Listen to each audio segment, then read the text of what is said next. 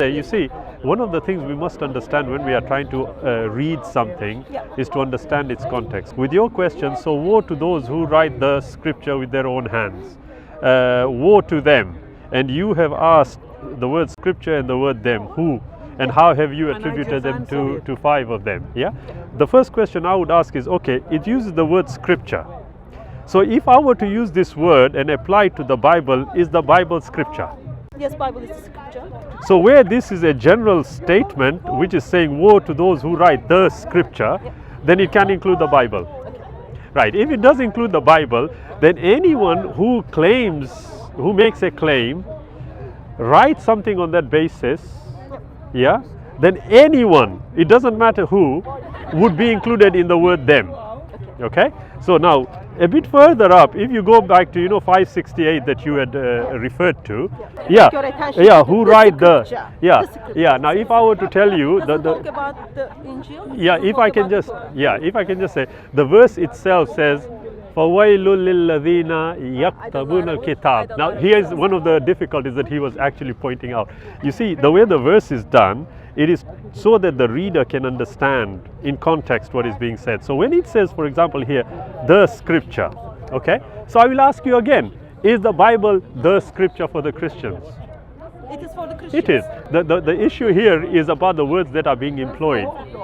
When we are applying certain words, then we have to either restrict them or we have to generalize. And I would suggest and submit to you that the verses, when they are talking in those relevant ones, are of a general nature. They are not specific, whereas you are asking him to be specific. That's the confusion that's taking place. Now, very quickly, if I can, yes, I understand. For example, I would ask this question to myself, that when the Qur'an talks about the previous scriptures, the previous revelations, the first question I would want to ask myself is this: the Bible from Genesis to Revelation, okay, if it's the first 5 books that are attributed to Moses, were they actually written by Moses? They weren't. Because we know Moses died in Excellent. So if that is the situation, then the question is asked that where the verse talks about the Torah, the one you referred to, which one is it talking about?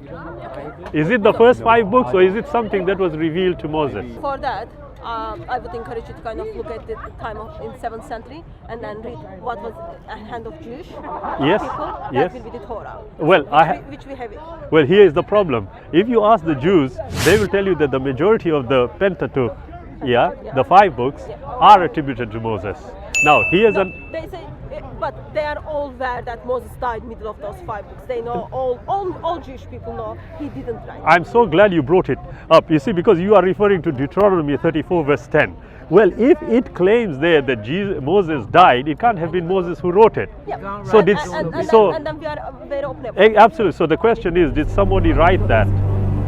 Did somebody write that into the Bible? Chapter 34 verse 10 of Deuteronomy, where it talks about the death of Moses. Now the question I would ask then, if he didn't write it, who did? No. So we do have people who we can attribute, and we can look at the context of it, and then we can come to the conclusion. But my question. Sorry, sister. No. You have generalized. Can you be specific here? When you say that we can attribute it to somebody, who is it? Joshua. He wrote it. We are not sure. Well, wait. Let's be specific. Was it Joshua or was it not? No, we don't know. But okay, fair enough. We don't know. It is the same like we wrote the Qur'an. Well, like I said, I can start the conversation, but if you want to come back, we can finish it. I'll come back. Yeah, that's how my